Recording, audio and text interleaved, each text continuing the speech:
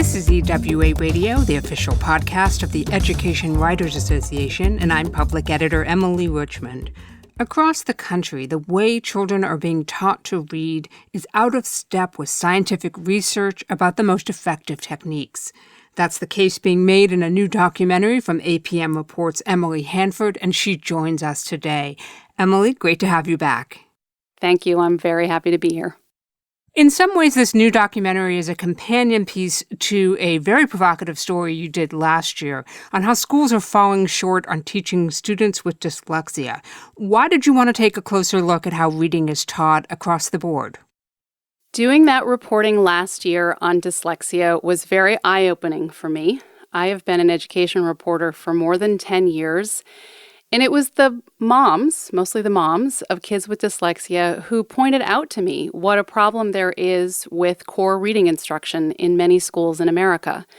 So their kids with dyslexia are having a really hard time getting the help they need in school, and there are two big problems. One is that the kind of help that kids with dyslexia need is really what all kids need. Kids with dyslexia just need a really high dose of it.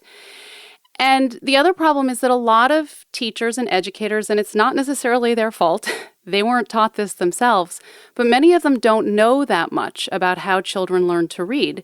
So kids with dyslexia, they're really struggling in school, but they're sort of the extreme example of what is happening.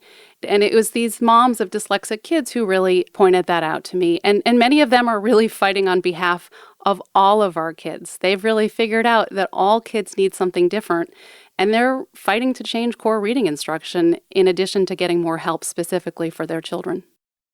I always learn a lot from your reporting, and this was no exception. And one of the things I think we should talk about is that there are some things that are part of our evolutionary development, like walking and even talking, but reading isn't one of them. Explain that. This is the really profound and important idea for people to understand. We've been fighting about reading for a long time, and it's because we really didn't, until relatively recently, know that much about how kids learn to read. So there were a lot of fights about how you should teach kids to read because not that much was known about how we really acquire this skill. And when you look at reading instruction in a lot of schools, what you will see is that the core kind of belief or understanding that motivates a lot of that instruction is that learning to read is essentially a natural process. Kids will basically learn to read if they're read to a lot, if you give them a lot of books, if you give them a little guidance. Some kids might need a little more teaching than others, but essentially it's something that happens naturally, kind of like learning to talk. And what reading scientists, psychologists, neuroscientists who've been doing all kinds of fascinating studies in labs and in classrooms over the past 30, 40 years, 50 years, what they've discovered, one of the main things they've discovered is that learning to read is not at all like learning to talk. Learning to talk is natural. Our brains are evolved to do it. If you talk to children, they will learn to talk unless they have some sort of cognitive problem, some sort of, serious impairment. But that's not true with reading. It is not natural. We are not born wired to read in the way that we are born wired to talk. It is something we need to learn, and it is something that in most cases needs to be taught. So based on the science, what is the right way or the most effective way to teach reading? It involves phonics, right? Absolutely. So phonics essentially means teaching children how letters and sounds correspond.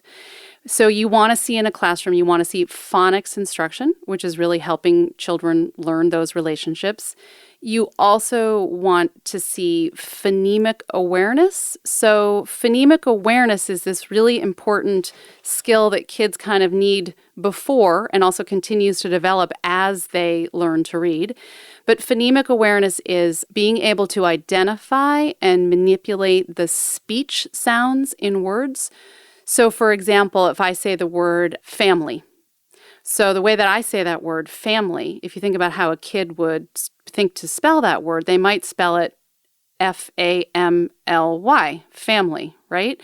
So teachers really need to be explicitly helping children understand all the different sounds that are in that word. It's actually family, family.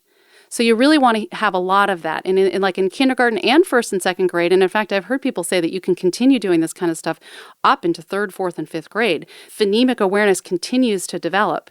So what you want to see is teachers really spending a lot of time pronouncing words, making sure kids understand all the different sounds that are in the words, and then explicitly teaching them how different letters and combinations of letters represent those sounds.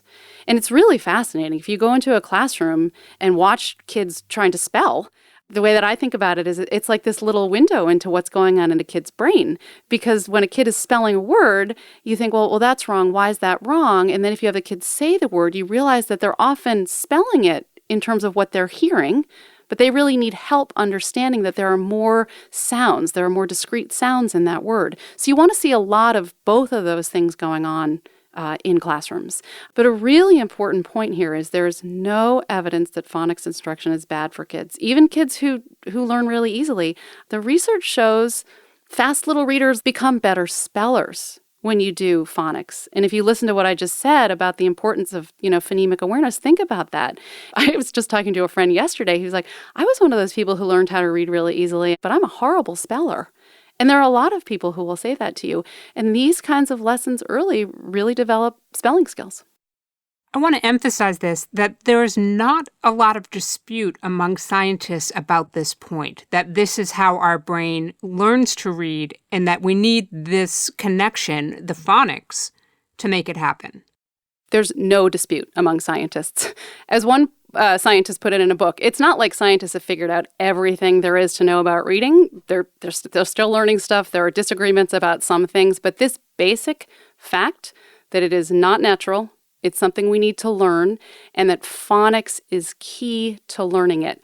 That is in no dispute among scientists. There is no dispute about that.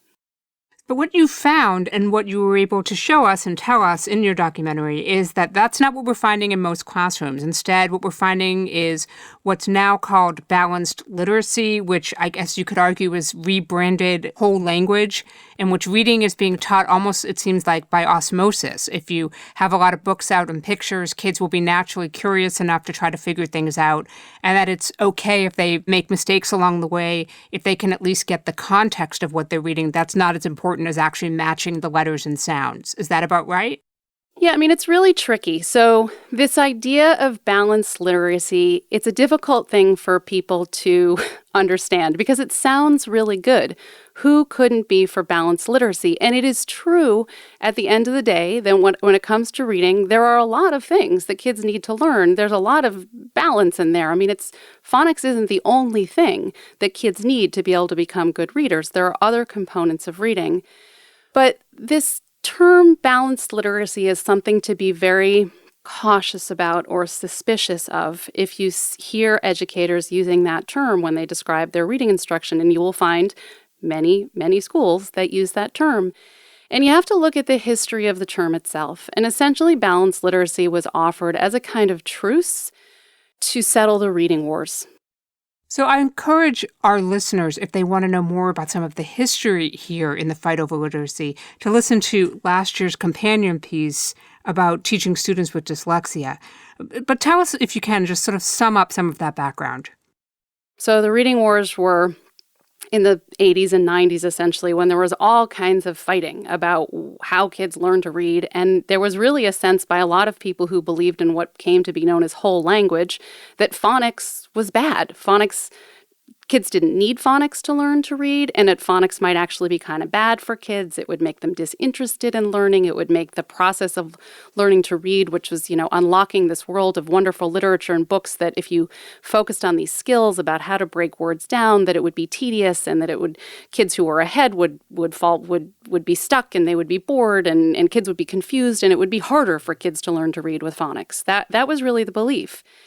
All this science was done, and it was really shown definitively, as I said before, that that's not true, that phonics is absolutely essential to unlocking reading for kids. And balanced literacy was really offered as a kind of truce to say, okay, well, we'll do a little bit of both. We'll do some phonics, and we'll still kind of hold on to a lot of these things that we've already been doing that are steeped in these beliefs that surrounding kids with good books and just giving them a little bit of guidance and letting them kind of take off into the world of literature, that's the way that kids really ultimately learn to read, and we should be doing that.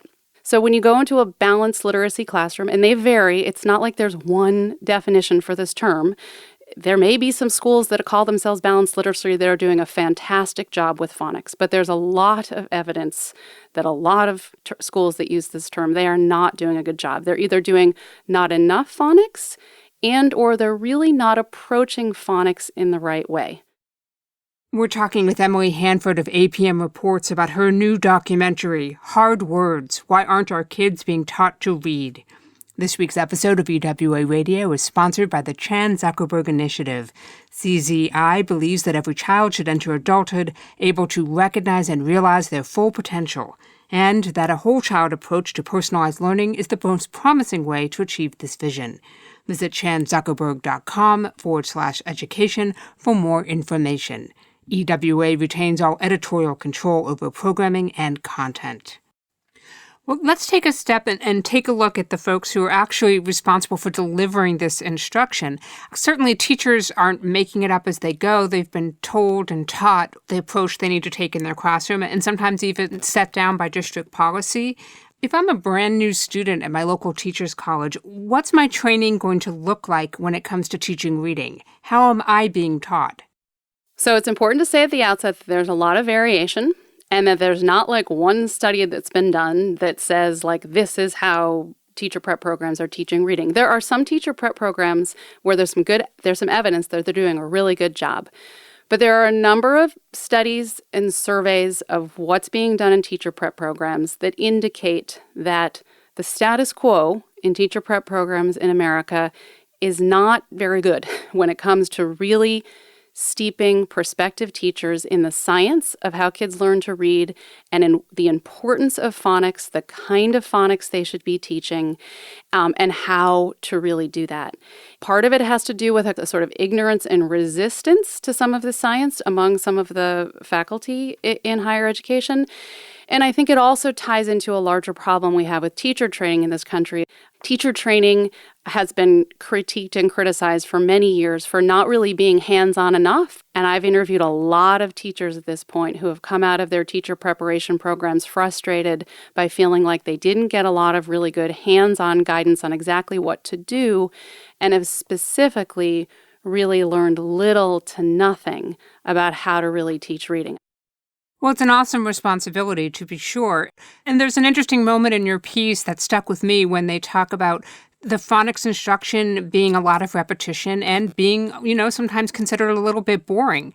But then I thought about it and I thought, who is it really boring for? And I realized, it's probably boring for the adult who have to carry it out. But really, that's not the end game here, is it? Exactly. I mean, I think this whole issue of how phonics there's sort of an allergy to too much phonics in a lot of schools, and how that came to be is a fascinating question. I think there is some tedious and not very good phonics instruction out there. So that's not, not real. But I think you make an important point that it may seem that way to the adults, but to little kids who are learning how to read, if you can really give them good instruction and these tools about how to learn to read, it's exciting to learn how to read.